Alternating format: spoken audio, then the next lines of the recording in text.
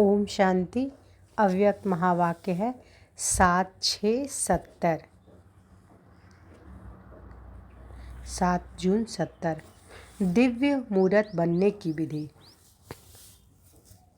अव्यक्त महावाक्य का सार है दिव्य मूर्त बनने की विधि। नैनों द्वारा क्या देख रहे हैं? आप सभी भी नैनों द्वारा देख रहे हो। बाप दादा भी नैनों का आधार ले देख रहे हैं। बाप दादा क्या देखते हैं? आप सभी क्या देख रहे हैं? देख रहे हो व देखते हुए भी नहीं देखते हो, क्या स्थिति है? बाप दादा क्या देख रहे हैं, यही आप देख रहे हो। संकल्पों को कैच करने की प्रैक्टिस होगी तो संकल्प रहित भी सहज बन सकेंगे। ज़्यादा संकल्प तब चलाना पड़ता है जब किसी के संकल्प को परख नहीं सकते। किसके संकल्प को परख नहीं सकते, लेकिन बाबा क्या बोल रहे हैं कि ज़्यादा संकल्प तब चलाना पड़ता है जब किसी के संकल्प को परख नहीं सकते। लेकिन हर एक के संकल्पों को रीड करने की प्रैक्टिस होगी तो व्यर्थ संकल्प ज़्यादा नहीं चलेंगे और सहज ही एक संकल्प में एक रस स्थिति में 1 सेकंड में स्थित हो जाएंगे। तो संकल्पों को रीड करना यह भी एक संपूर्णता की निशानी है। जितना जितना अव्यक्त भाव में स्थित होंगे उतना हर एक के भाव को सहज समझ जाएंगे। 1-2 के भाव को ना समझने का कारण अव्यक्त भाव की कमी है। अव्यक्त स्थिति एक दर्पण है। जब आप अव्यक्त स्थिति में स्थित होते हो तो कोई भी व्यक्ति के भाव अव्यक्त स्थित रूपी दर्पण में बिल्कुल स्पष्ट देखने में आएगा। फिर मेहनत नहीं करनी पड़ेगी। दर्पण को मेहनत नहीं करनी पड़ती है कोई के भाव को समझने में। जितनी जितनी अव्यक्त स्थिति होती है वह दर्पण साफ और शक्तिशाली होता है। इतना ही बहुत सहज 1-2 के भाव को स्पष्ट समझते हैं। अव्यक्त स्थित रूपी दर्पण को साफ और स्पष्ट करने के लिए 3 बातें आवश्यक है। उन 3 बातों में कोई एक बात भी सुनाओ। हर एक ने बताया आज हर एक की सरलता, श्रेष्ठता और सहनशीलता, यह 3 चीज़ें एक एक की देख रहे हैं। आज हर एक की सरलता, श्रेष्ठता और सहनशीलता, यह 3 चीज़ें एक एक की देख रहे हैं। इन 3 बातों में से कोई एक भी ठीक रीति धारण है तो दर्पण स्पष्ट है। तो बाबा क्या कह रहे हैं कि इन तीनों बातों में से कोई एक भी ठीक रीति धारण है। क्या? सरलता, श्रेष्ठता और सहनशीलता, ये तीनों चीज़ में एक भी अगर ठीक रीति धारण है तो दर्पण स्पष्ट है। अगर एक भी बात की कमी है तो दर्पण पर भी कमी का दाग दिखाई देगा। अगर एक भी बात की कमी है तो दर्पण पर भी कमी का दाग दिखाई देगा। इसलिए जो भी कार्य करते हो हर कार्य में 3 बातें चेक करो। सभी प्रकार से सरलता हो, सहनशीलता भी और श्रेष्ठता भी हो। साधारण भी ना हो। अभी कहाँ श्रेष्ठता के बजाय साधारण दिखाई पड़ती है। साधारण को श्रेष्ठता में बदली करो और हर कार्य में सहनशीलता को सामने रखो और अपने चेहरे पर, वाणी पर सरलता को धारण करो। फिर देखो सर्विस व कर्तव्य की सफलता कितनी श्रेष्ठ होती है। अभी तक कर्तव्य की रिजल्ट क्या देखने में आती है? प्लान और प्रैक्टिकल में अंतर कितना है? प्लान और प्रैक्टिकल में अंतर कितना है? प्लान जो करते हैं और प्रैक्टिकल में अंतर कितना है, बाबा पूछते हैं। अंतर का कारण क्या है? तीनों ही रूप में अभी पूर्ण प्लेन नहीं हुए हैं। स्मृति में भी प्लेन, वाणी में भी प्लेन होना चाहिए। कोई भी पुराने संस्कार का कहाँ दाग ना हो और कर्म में भी प्लेन अर्थात श्रेष्ठता। अगर प्लेन हो जाएंगे तो फिर प्लेन और प्रैक्टिकल एक हो जाएंगे। फिर सफलता प्लेन एरोप्लेन की माफिक उड़ेगी। फिर सफलता प्लेन के माफिक एरोप्लेन की माफिक उड़ेगी। इसलिए हर बात में मनसा वाचा कर्मणा और छोटी बात में भी सावधानी चाहिए। मन, वाणी, कर्म में तो होना ही है, लेकिन उसके साथ साथ यह जो अलौकिक संबंध है उसमें भी प्लेन होंगे तो सर्विस की सफलता आप सभी के मस्तक पर सितारे के रूप में चमक पड़ेगी। फिर हर एक आप एक एक को सफलता का सितारा देखेंगे। सफलता का सितारा देखेंगे। सुनाया था ना स्लोगन, कौन सा याद रखो। कौन सा स्लोगन बाबा याद करवाए थे कि हमारा सफलता हमारा जन्मसिद्ध अधिकार है। फिर तुमको कोई भी देखेंगे तो उनको दूर से दिव्य मूर्त देखने में आएंगे। साधारण मूर्त नहीं, लेकिन दिव्य मूर्त। आजकल बहुत सर्विस में बिजी हो, जो कुछ किया बहुत अच्छा किया। तो बाबा क्या कह रहे हैं कि आजकल बहुत सर्विस में बिजी हो, जो कुछ किया बहुत अच्छा किया। आगे के लिए सफलता को समीप लाओ। जितना जितना एक दो के समीप आएंगे उतना सफलता समीप आएगी। तो बाबा क्या बोल रहे हैं?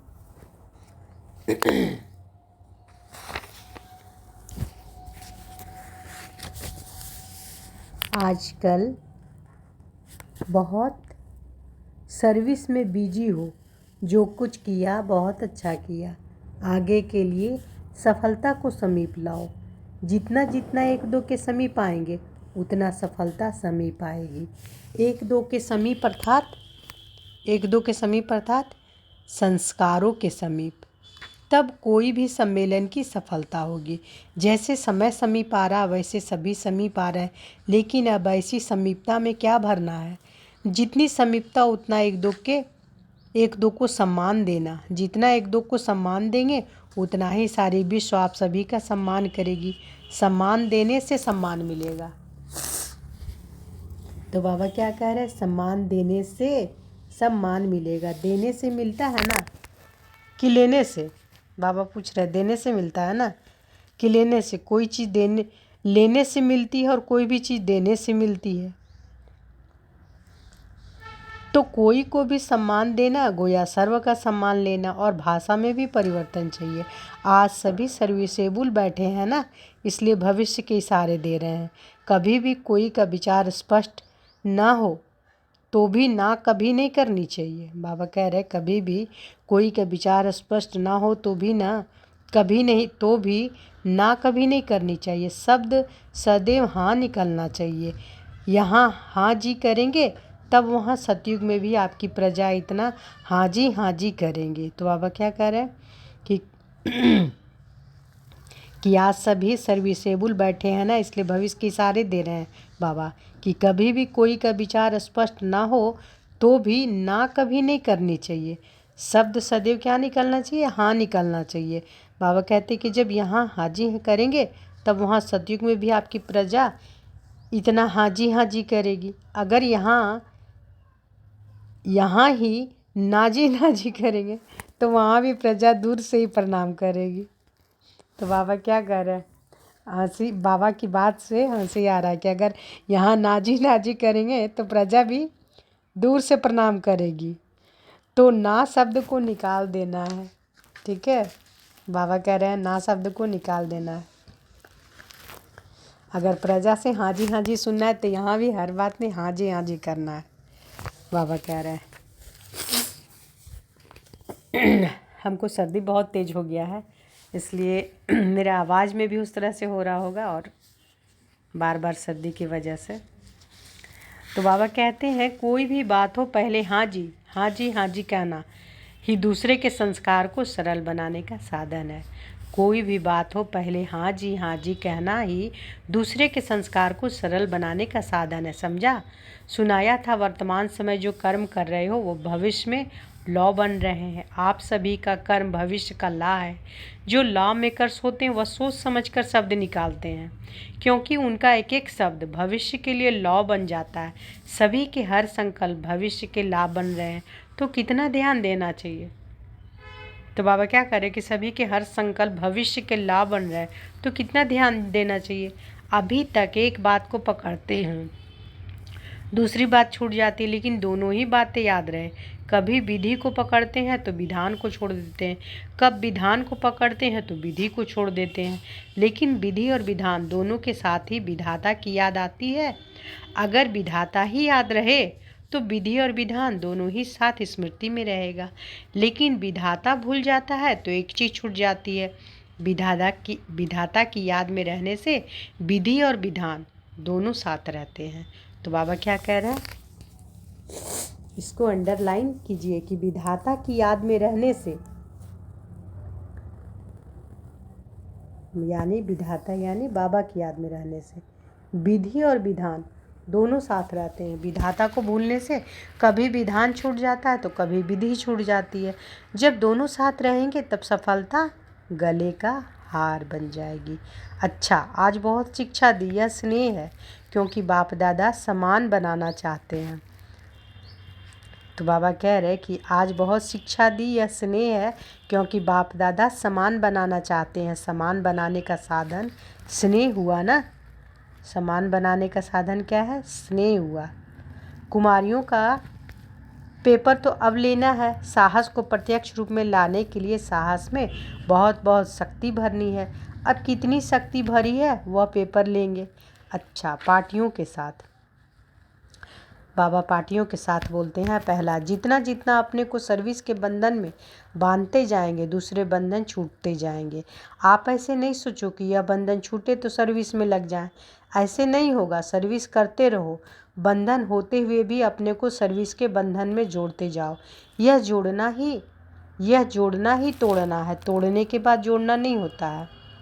कितना जोड़ेंगे उतना ही टूटेगा, जितना जोड़ेंगे उतना ही टूटेगा। जितना अपने को सर्विस में सहयोगी बनाएंगे उतना ही प्रजा आपकी सहयोगी बनेगी। कोई भी कारण है तो उनको हल्का छोड़कर पहले सर्विस के मौके को आगे रखो।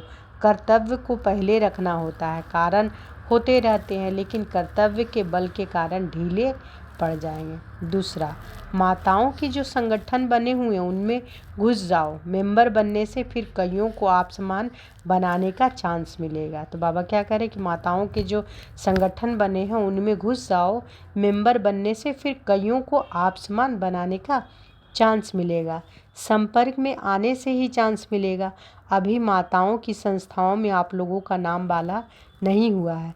पहले गुप्त वेश में पांव रखो, फिर वह तुम्हारे बन जाएंगी।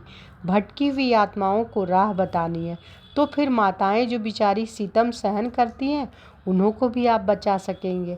कई माताएं सहारा चाहती है, उन्हों का सहारा मिल जाएगा। तो यह सर्विस कर कमाल कर दिखाओ, फिर देखो कितने हैंड्स मिलते हैं। बहुत समय की यह बात प्रैक्टिकल में लानी है। जैसे वह असलम शरण देते हैं ना, असलम यानी शरण देते हैं ना, वह है अनाथ आश्रम। यह तो सनाथ आश्रम है। अच्छा, तीसरा, अव्यक्त स्थिति का अनुभव होता है। एक सेकेंड भी अव्यक्त स्थिति का अनुभव होता है तो उसका असर काफ़ी समय तक रहता है। अव्यक्त स्थिति का अनुभव पावरफुल होता है। जितना हो सके उतना अपना समय व्यक्त भाव से हटाकर अव्यक्त स्थिति में रहना है। अव्यक्त स्थिति से सर्व संकल्प सिद्ध हो जाते हैं। इसमें मेहनत कम और प्राप्ति अधिक होती है, और व्यक्त स्थिति में स्थित होकर पुरुषार्थ करने में मेहनत अधिक और प्राप्ति कम होती है। फिर चलते चलते उलझन और निराशा आती है।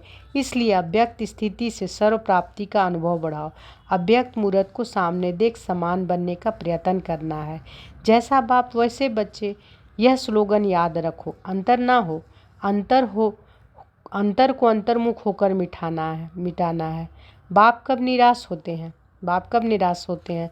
परिस्थितियों से घबराते हैं। तो बच्चे फिर क्यों घबराते हैं? बाबा कह रहे कि बाबा कभी निराश होते हैं, परिस्थितियों से घबराते हैं, तो बच्चे फिर क्यों घबराते हैं? ज़्यादा परिस्थितियों का सामना करने का साकार सबूत भी देखा। कभी उनको घबराहट का रूप देखा? तो ब्रह्मा बाबा को घबराहट के रूप में देखें। सुनाया था ना कि सदैव यह याद रखो कि स्नेह में संपूर्ण होना है। कोई मुश्किल नहीं है। स्नेही को सुध-बुध रहती है। जब अपने आप को मिटा ही दिया फिर यह मुश्किल क्यों? मिटा दिया ना। जो मिट जाते हैं वह जल जाते हैं। जितना अपने को मिटाना उतना ही अव्यक्त रूप से मिलना। मिटना कम तो मिलना भी कम। अगर मेले में भी कोई मिलन ना मनाए तो मेला समाप्त हो जाएगा, फिर कब मिलन होगा? स्नेह को समानता में बदली करना है। स्नेह को गुप्त और समानता को प्रत्यक्ष करो। सभी समाया हुआ है, सिर्फ प्रत्यक्ष करना है। अपने कल पहले के समाये हुए संस्कारों को प्रत्यक्ष करना है। कल पहले की अपनी सफलता का स्वरूप याद आता है ना। अभी सिर्फ समाये हुए को प्रैक्टिकल प्रत्यक्ष रूप में लाओ। सदैव अपनी संपूर्णता का स्वरूप और भविष्य 21 जन्मों का रूप सामने रखना है। कई लोग अपने घर को सजाने के लिए अपने बचपन से लेकर भिन्न भिन्न रूपों को यादगार रखते हैं। तो आप अपने मन मंदिर में अपने संपूर्ण स्वरूप की मूर्ति, भविष्य के अनेक जन्मों की मूर्तियां स्पष्ट रूप में सामने रखो। फिर और कोई तरफ संकल्प नहीं जाएगा। तो बाबा क्या कह रहे कि अपने घर को सजाने के लिए लोग रखते हैं ना, अपने सारे फ़ोटो रखते हैं। तो वही बाबा कह रहे हैं कि अपने मन मंदिर में अपने संपूर्ण स्वरूप की मूर्ति, भविष्य के अनेक जन्मों की मूर्ति स्पष्ट रूप में सामने रखो, फिर और कोई तरफ संकल्प नहीं जाएगा। समीप रतन के लक्षण क्या हैं? जो जितना जिसके समीप होता उतना संस्कारों में भी समानता होती है। तो बाप दादा के समीप अर्थात लक्षण के नज़दीक आओ। जितना चेक करेंगे उतनी जल्दी चेंज होंगे। आदि स्वरूप को स्मृति में रखो। आदि स्वरूप को स्मृति में रखो। सतयुग आदि का और मरजीवा जीवन के आदि रूप को स्मृति में रखने से मध्य समा जाएगा। स्नेही हो व सहयोगी भी हो। जिससे स्नेह होता है उनको रिटर्न में क्या दिया जाता है? स्नेह का रिटर्न है सहयोग। वह कब देंगे? जैसे बाप सर्वसमर्थ है तो बच्चों को भी मास्टर सर्वसमर्थ बनना है। विनाश के पहले अगर स्नेह के साथ सहयोगी बनेंगे तो वर्षे के अधिकारी बनेंगे। विनाश के समय भल सभी आत्माएं पहचान लेंगी लेकिन वर्षा नहीं पा सकेंगी क्योंकि सहयोगी नहीं बन सकेगी। चौथा, कर्म बंधन शक्तिशाली है या ईश्वरीय बंधन? ईश्वरीय बंधनों को अगर तेज करो तो कर्म बंधन अपने ही ढीले हो जाएंगे। बंधन से ही बंधन कटता है। जितना ईश्वरीय बंधन में बंधेंगे उतना कर्म बंधन में से छूटेंगे। जितना वह कर्म बंधन पक्का है उतना ही यह ईश्वरीय बंधन को भी पक्का करो तो वह बंधन जल्दी कटेगा। बिंदु रूप में, पांचवा, बिंदु रूप में अगर ज़्यादा नहीं टिक सकते तो इसके पीछे समय ना गंवाओ। बाबा क्या कह रहे हैं कि बिंदु रूप में अगर ज़्यादा नहीं टिक सकते हो तो उसके पीछे समय ना गंवाओ। बिंदी रूप में तब टिक सकेंगे जब पहले शुद्ध संकल्प का अभ्यास होगा। अशुद्ध संकल्पों को शुद्ध संकल्पों से हटाओ। जैसे कोई एक्सीडेंट होने वाला होता है, ब्रेक नहीं लगती है तो मोड़ना होता है। बिंदी रूप है ब्रेक। अगर वह नहीं लगता तो व्यर्थ संकल्पों से बुद्धि को मोड़कर शुद्ध संकल्पों में लगाओ। कभी कभी ऐसा मौका होता है जब बचाव के लिए ब्रेक नहीं लगाई जाती है, मोड़ना होता है। कोशिश करो कि सारा दिन शुद्ध संकल्पों के सिवाय कोई व्यर्थ संकल्प ना चले। तो बाबा क्या कह रहे हैं कि बिंदी स्वरूप कैसे बनेगा? जब शुद्ध संकल्प चलेंगे। जब यह सब्जेक्ट पास करेंगे तो फिर बिंदी रूप की स्थिति सहज रहेगी। तो बाबा क्या कह रहे हैं कि कोशिश करो कि सारा दिन शुद्ध संकल्पों के सिवाय कोई व्यर्थ संकल्प ना चले। जब यह सब्जेक्ट पास करेंगे तो फिर बिंदी रूप की स्थिति सहज रहेगी। अच्छा, ओम शांति।